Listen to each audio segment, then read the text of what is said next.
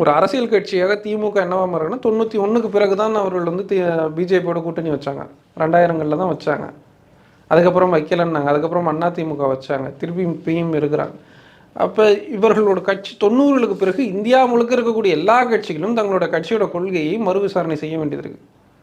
அப்படி செய்யலைன்னா அவர்களுக்கு தான் பிரச்சனை. ஏன்னா இந்தியாவாகவே இருக்குமான்னு தெரியாத ஒரு காலகட்டத்தில் இருக்கிறோம். அப்போ ஃபேக் நியூஸஸ்லாம் முன்னாடி ஒரு கட்சியோட வடிவத்தில் ஒரு தெருமுனையில் ஒரு கூட்டம் போடுவாங்க. ஒரு 100 பேரை கூப்பிடுவாங்க. ஸ்பீக்கர் இருக்கும், மைக் இருக்கும், எல்லாருக்கும் பேசுவாங்க.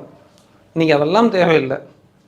இன்றைக்கி யாரோ ஒருத்தர் எங்கேயோ ஒரு வாட்ஸ்அப் குரூப்லேயோ இல்லை எங்கேயோ ஒரு இடத்துல பேசினா ஒரு 1000 பேர்கிட்ட அவரோட கருத்தை போயிட்டு ரீச் பண்ணிட முடியும்.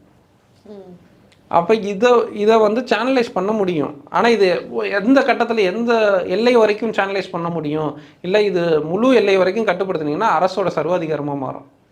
அப்போ கருத்து சுதந்திரத்தின் மீது ஒரு தாக்குதல் ஏற்படும்.